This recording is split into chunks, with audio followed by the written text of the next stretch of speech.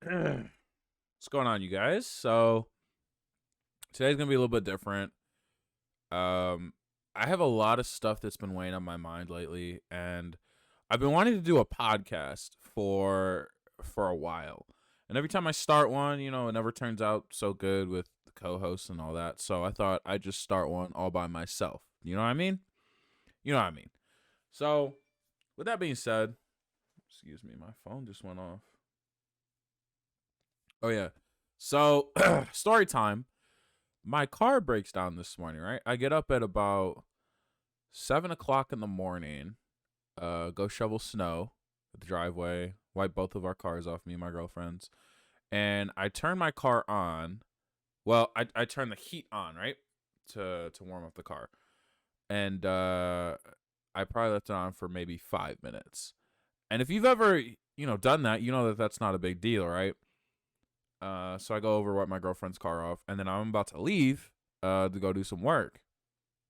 My car doesn't start. And I'm like, okay, maybe it just died from having the heat on, even though, that's kind of ridiculous. You know what I mean? Like, in a way, that's kind of ridiculous. Uh, like, there's no chance that that happened. Like, that it just died just straight up like that. I'm going to make this a little bit bigger. There we go. So this is pretty much an intro for the podcast I'm starting. It's going to be really good.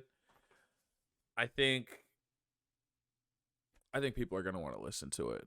I'm being serious. It's gonna be great. Okay, so I have that open. So I want to add a source. I'll just do display capture, I guess. Nah, let me do window capture. Yeah. Okay, nice. Cool. All right, here we are. Let me fix that. Here we are. All right, so I logged out of Reddit. So basically, I'm going to be making a new account right now on Reddit.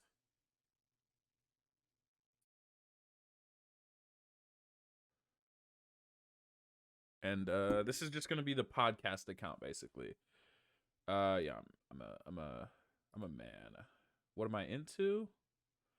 Let's see. Let's do the news. Definitely politics for sure. Definitely politics. Um, science for sure. Science for sure. And technology. And technology for sure. All right. I'm not gonna do that. Michigans. It's funny. We are gonna sub to r/news, r/politics, political discussion. We'll sub to Democrats. We'll sub to neutral politics. Interesting. Space. We're not gonna do math. Gadgets, sure. Technology, sure. All right. Style my avatar. Let's just randomize here a couple times. I can skip this, but I need an avatar. This is important. You know what I mean? This is really important. Sure, we'll keep that guy. So basically, what I want to do is just go over some things. Just talk about how I feel about them. Do I want to keep this username? Sure.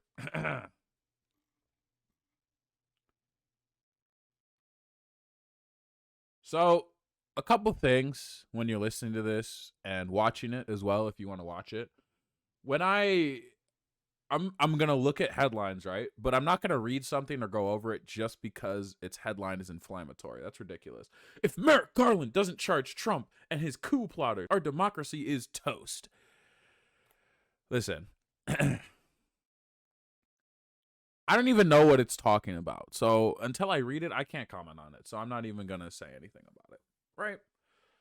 So, we're in r/politics. So this is already left leaning, I can tell. A good thing to learn when you start doing something like this or researching any political theory or anything like that, you can read the headline, sure, and the headline will tell you certain things about, the article, who wrote it, any biases, right? So already, you can see a bias toward, I don't know how you would say that, towards left wingers or against, it's against the right wing right here. But we are going to read this. It's top of it today, so we're going to read this.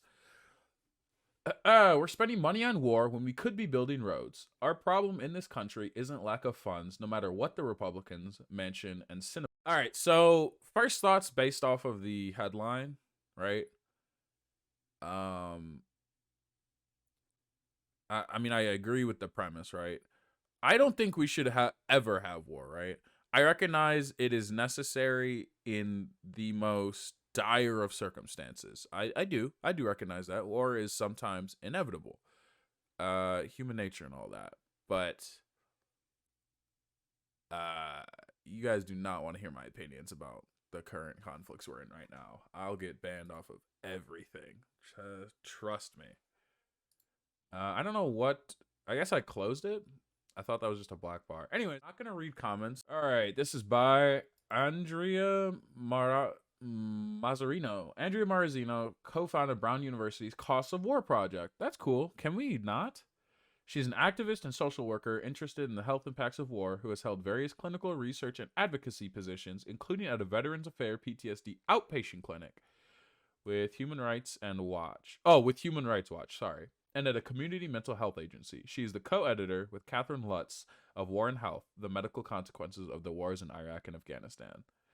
So, at the end of the day, you know, when you're doing stuff like this, research, the podcast, anything like this, you want to know everything, right?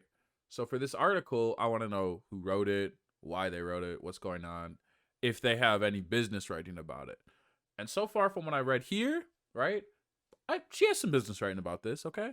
Can we take her at 100% of her word? Can we take anyone at 100% of their word? Absolutely not. Uh, you always want to do your due diligence. If that includes more research into, who, what, when, where, why, how, the 6 whatevers, then yeah, go for it.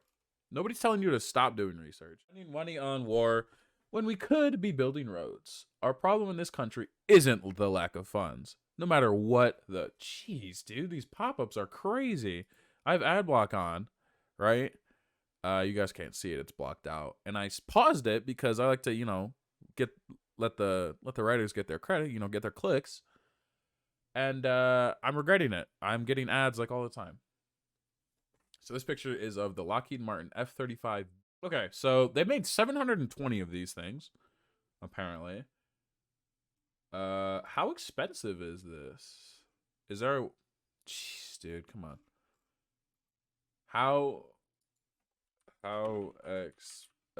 Here, we'll just put cost of. Cost of...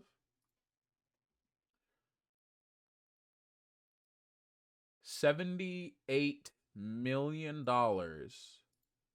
for this, for one plane. A single plane. 78 million. Do you know? Okay, how many of these were made? 720 plus. I'm gonna call it 720. 720 times... What did I say it was? 78 million?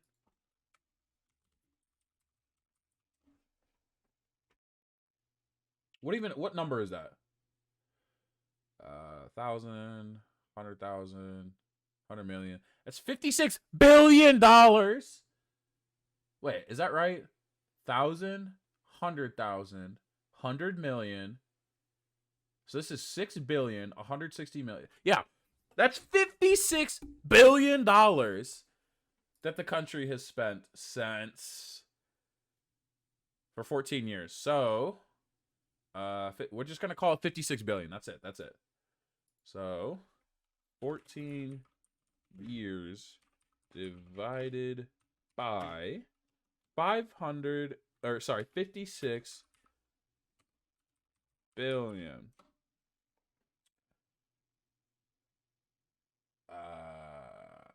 Okay, I don't want milliseconds. This is what I got. 7.8. We'll round up. $7.9 billion a year. So real quick, I just want to emphasize that. 7.9, we'll round that up. $8 billion a year. Our government, the American government, if you're watching from America, right? Our American government has spent $8 billion since 2006 on planes every single year. On these planes, right? There's probably more planes. In fact, there is more planes. I'm not even going to say probably. There is more planes. $8 billion a year minimum. This is one thing that we just calculated, right? $8 billion.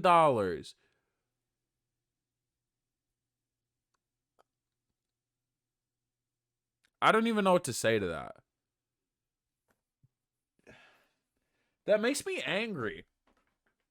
I'm sorry. I need to be reading this article, but I also need to go over like $8 billion on planes. All right, let's read this article. Sorry, Andrea, we're disrespecting you here. Let's get this article read. All right, excuse me. As a Navy spouse of 10 years and counting, my life offers an up-close view of our country's priorities when it comes to infrastructure and government spending. Infrastructure is underlined, which I appreciate because it is a word that some people might not know about. Infrastructure means things that the government builds to support society. It structures society. Infra, inside of, basically. It's the roads, buildings, anything like that. Infrastructure, right? So she's talking about our country's priorities. What we just talked about. The government has spent $8 billion a year on this plane alone. This quote of the head of the UN Food Agency saying $6 billion would feed how many people? Was it 45 million, which now stands at 7 billion. I'm sorry about that. 45 million now stands at $7 billion, right? Remember, we already talked about, and this is all public information. I made none of this up. You saw it if you're watching. You heard it if you're listening. So I urge you, if you don't believe me, to go look this stuff up yourself. So the government has spent $8 billion a year alone on this plane. And it's moved to 7 million, but $7 billion will help 45 million people at the risk of famine right now, today. So I'm gonna comment on Elon Musk real quick, but not to rag on him. Not yet. That's coming later. Don't worry. If a single person has the capacity to save 45 million people with money that he does have, right? He does. Versus the government, the society. All right. Let me put it to you like this, right? Society as a whole, okay, is just a bunch of human beings that have decided, hey, we're going to work together. Instead of, us fighting over land, resources, water, electricity, we're going to work together because cooperation breeds innovation. Society is good. There is no, that's objective. There is no argument that can be made that society is bad as a concept, as a theory. Cooperation, okay? Society at its very base, cooperation between humans, good. You cannot say it's bad, okay? The problem becomes, right? Too many people believe that the government has unlimited power and that there is absolutely nothing that can be done. The government are people too. They're human beings. The government is people too. We, the people, the society, the collective, put them there, right? Now, not all of them are what we want, and in my case, like 98% of them aren't what I want. But we still put them there. So as the collective, as the society, right? When you say, "Oh, well, it can't get better," well, you're correct when you say that because you believe that. One more thing about society. Society as a whole has, I don't know why, but they don't think that the people that they decided to represent them should be beholden to them. They think that, oh, well, there's nothing I can do.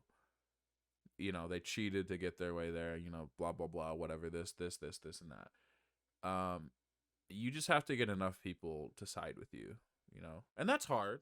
Recently, my husband, a naval officer currently serving with the Department of Energy, spent a week with colleagues touring a former nuclear testing site about 65 miles north of Las Vegas.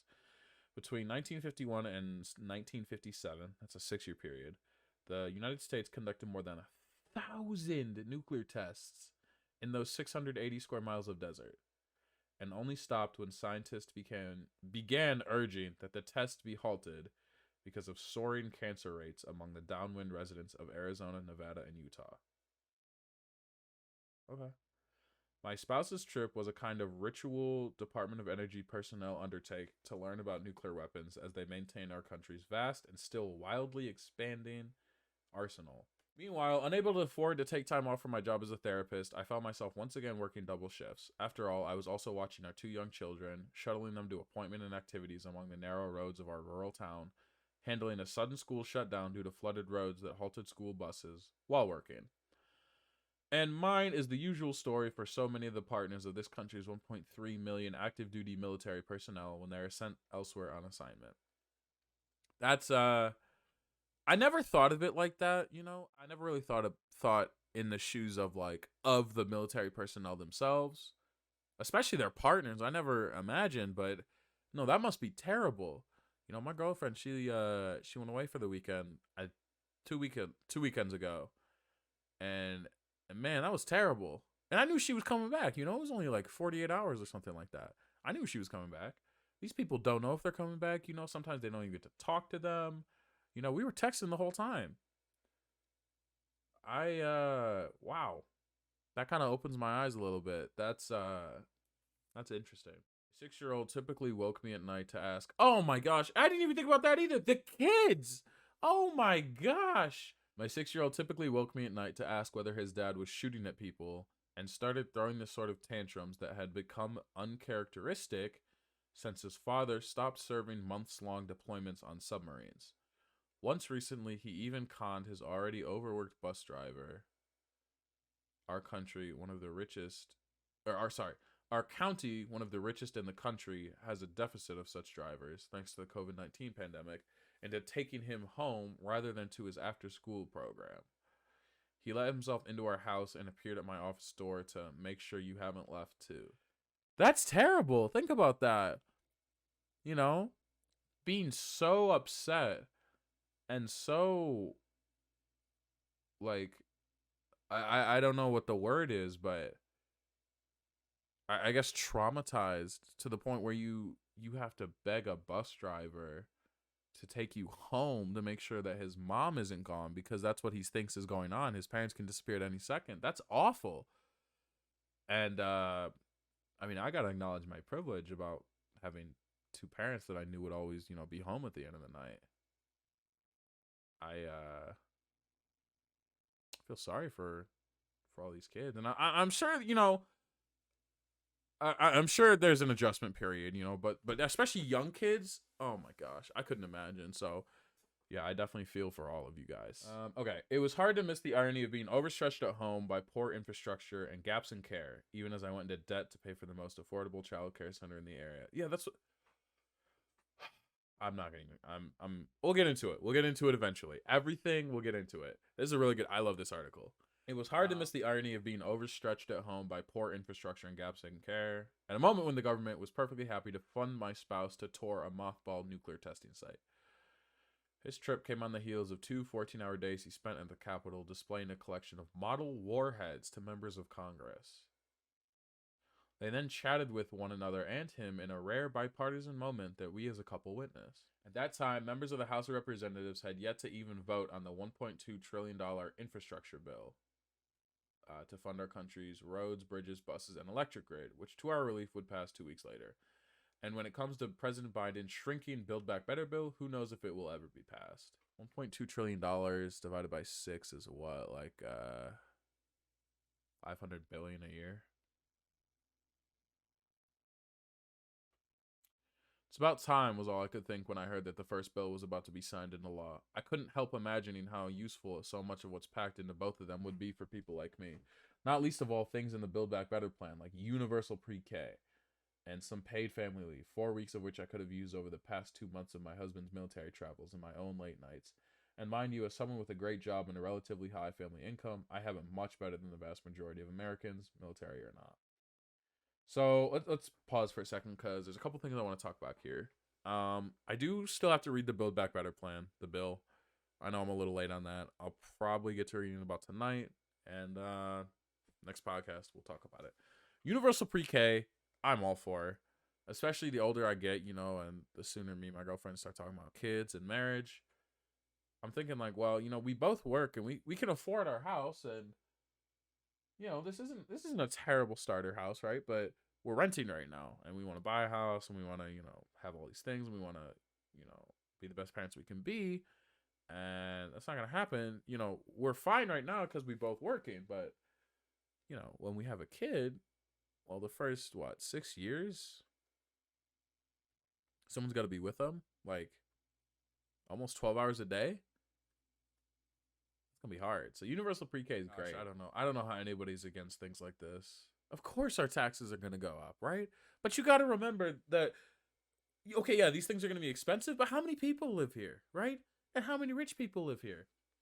We'll get to taxes. 20 years of war. Meanwhile, as I'm sure you know, Congress has been blindly supporting wars and counterterror operations in dozens of countries globally, from Afghanistan and Iraq to Somalia, Syria, Yemen, and beyond for 2 decades now.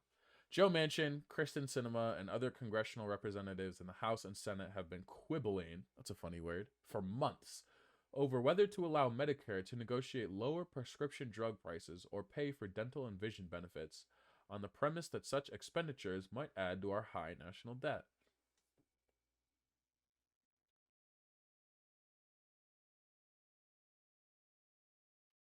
Yet they voted repeatedly and without quibble or question to fund a Pentagon that has run a failing $8 trillion and counting war on terror, financed on just such a debt.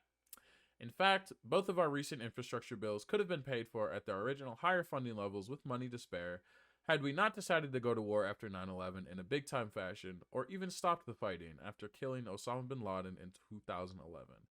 Finally, can you hear my sigh of relief? President Biden actually cited the more than $2 trillion cost of the Afghan war in his defense of his administration's decision to pull out of that country. That the cost of such a failed war wasn't common knowledge, even then should be, but isn't notable. So how much did they say the Build Back Better bill was? I don't know. So the infrastructure bill is 1.2 trillion, and they've spent 8 trillion of a war on terror, and the Afghan war was only the Afghan war itself was $2 trillion. How could that be when $8 trillion for infrastructure work here at home is a commonplace figure in debates everywhere, regardless of which side you're on? How can the cost of that bill be labeled as the communist takeover of America by Republican Representative Marjorie Taylor Greene of Georgia, and resisted tooth and nail by so many others like her when they say nothing about the costs of war? The good news is, whether you know those war figures or not, the difficult legwork of tracking down where those trillions of federal dollars have gone has actually been done and is available to anyone. In 2010, I was one of about 24 people, including social scientists, an Iraqi medical doctor, a journalist, and 2 human rights lawyers, who started the Costs of War project at Brown University's Watson Institute for International Studies. We were nearly a decade into the U.S.-led wars in Afghanistan, Iraq, and Pakistan, initiated in response to the September 11, 2001 attacks by President George W. Bush, and being carried on at the time by President Barack Obama.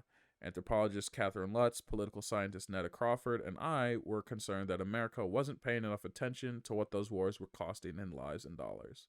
These programs are going to help everybody. I mean, unless you're insanely rich already, but then you don't need help, right? And even then, if you want the help, it's there for you. So I don't understand. I don't understand why anybody is ever against things that help society. Oh no, we got to spend a little bit more money on it. Okay. And? What else are we going to do with that money? Die? We're going to die. We live for like 80 years. Do you know what I mean? Maybe 70 years, maybe. And, what's the point of just hoarding money for your children? Oh, so they're going to be, okay, they'll be rich, right? And then, you keep doing that until society breaks down like it always does. And then what did you actually accomplish? You didn't accomplish anything. I'm really racking my brain here right now to try to understand why people do this. And I don't know. So, according to this article, the Pentagon has frequently failed to keep track of the money it's spent. Well, what a surprise. While its officials often entered made-up numbers in logs, supposedly tracking supplies like weaponry to make budgets balance more comfortably, so influence future congressional funding. As we were soon to discover, the Department of Defense routinely failed even to keep track of whom it owed money to, no less how much. Yeah, see, I've heard stories about this, like people sending the Pentagon just bills, just itemized bills, and they could have never gave them any service or product whatsoever, and the Pentagon just pays it out because they just do. It's like they got unlimited money, and they almost do. What's more, congressional funding for additional expenses unrelated to overseas wars while stuffed into the Pentagon base budget was regularly justified by this thing called terrorism that was everywhere and nowhere at once. Those terror wars of ours increased that base budget by at least $884 billion. She calls terrorism in quotes, and I think that is trying to say that, like, terrorism isn't a new thing. Do you know what I mean? Because, okay, think about it, right? Society's been around for like 10,000 years at this point, right? Do you think that terrorism is a new invention? Like they made that up in the 80s? No, people just call it terrorism now, right? There's always going to be organized or organized crime, I think you could call the mobsters terrorists, right? But we don't call them terrorists. We call them mobsters because they were mobsters. They were organized criminals. I think our point is that, terrorism is not an excuse. I think that's what it is. That's what I'm getting from it anyways. And I agree with that, for sure. I agree with that. We relied on all kinds of sources, from government watchdog agencies like the Special Inspector General for Afghanistan Reconstruction, SIGAR, to local doctors and journalists in the distant lands our country was disrupting to fill in our gaps in knowledge until we gained a clearer picture of just how much of these wars of ours had cost. Yeah, because I feel like any number that is public, I'd wager it's probably half, right? Is half a little too little? Maybe 3/4. But there's definitely money somewhere that has gone unnoticed that we just don't know about. Whoa, what? Half of them were civilians? I can't do it. That's ridiculous. And this last sentence just makes me so mad. Future interest payments on war borrowing, which we have estimated may total $6.5 trillion by the 2050s. But it's all for a good purpose, right? After all, in a Congress in which the two parties are now eternally at each other's throats, of course, those hundreds of billions of dollars invested in military infrastructure during just the first decade of the war on terror would have led to strikingly greater capital improvements if invested in education, healthcare, and green energy at home. Of course, and I mean, it's common sense. If anybody ever argues that that's untrue, I mean, you don't even need to do a study or research to. It's literally just a thought experiment, right? That's how easy this is. All right, if we had spent the money that we spent on these wars on improving society, what makes us more money? Like memory foam off the top of my head. We wouldn't have memory foam if if the Cold War didn't happen. Okay, I don't give a fuck. Memory foam? Who cares? Really, a single person dying for the invention of memory foam is bad. There's very few things that people should have to die for. Very few. Oh yeah, that's another thing. They tried to train and fund local security forces. Just have the Taliban come and just absolutely wreck shop. They all that money we spent on reconstruction down the drain. Taliban took over. All that money wasted. Actually, every single dollar we spent in relation to Afghanistan is now wasted. Wasted money. Do you know what I mean? Even if we go in there and clear it again and then start reconstruction events again, isn't this gonna just leave? Just leave. There's no reason we should be there. Just leave. There's no reason. That could not account for 95% of the materials it purchased that year.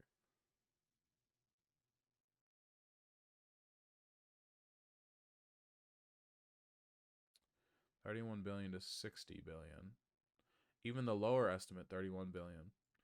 would have covered about a year of paid family leave for working Americans. Okay. To sum up, we got a $6.3 trillion bill coming.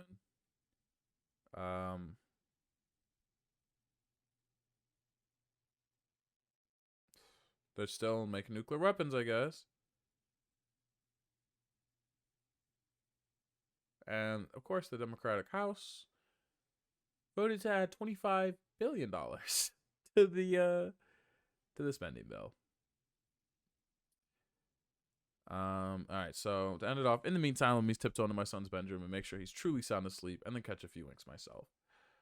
I really like this, Andrea. 8 out of 10. Great article. Now, whenever we're done with the article, anything like that, we got to make sure that,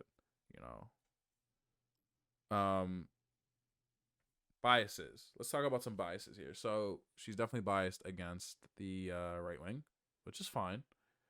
You're allowed to have bias as long as, what you're writing and talking about and reading are, reality, right? You can have a bias, right? Everybody has a bias. But your bias has to be based on reality, and it has to not, let me put it to you like this, right?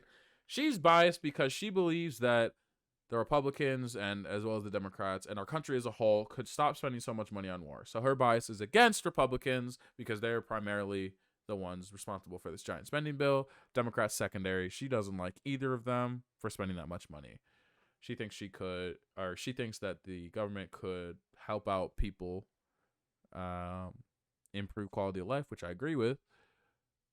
So she's biased against people that are for these big spending bills from the Pentagon. And we just read in the article, right? So it's not like her bias is unfounded, right? So that's a word, unfounded. So unfounded just basically means that there's nothing backing it up, right? Her bias is not unfounded because there are things backing it up. She's got facts right here to tell us why she doesn't like this, right? And of course you can disagree with this or agree with it. I personally agree with it. I don't know how she would spend that money. I don't know how I would spend that money, That would be a good episode, though. Redoing the budget. Wrapping this up. This took 52 minutes to get through. I think once I edit it down, it's going to be a little bit better, a little bit more, a bit easier. Maybe like 30 minutes. This is what I was talking about earlier. He says only God knows what that amount actually is. I'm going to look this up. Oh, I guess thanks for watching, everybody. This was a much better first episode than I could have ever asked for. Had a really good article here. Thank you to Reddit. Thanks for watching. Like and subscribe if you like to see more. And yeah, I'll see you guys in the next one. Peace out.